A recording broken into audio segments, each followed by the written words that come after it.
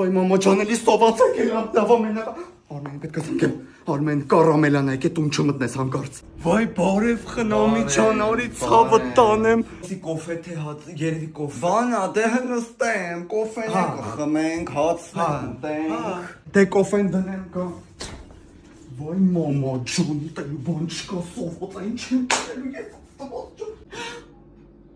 Գլովո։ Պոծի եմ արակ։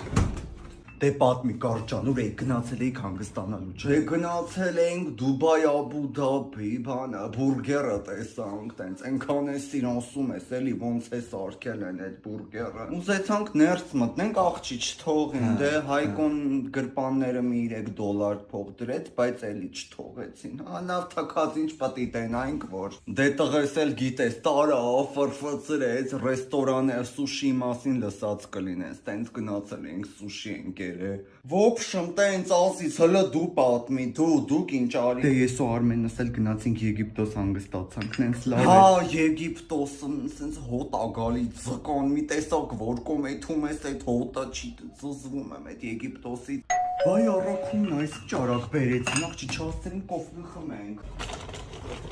Ջան,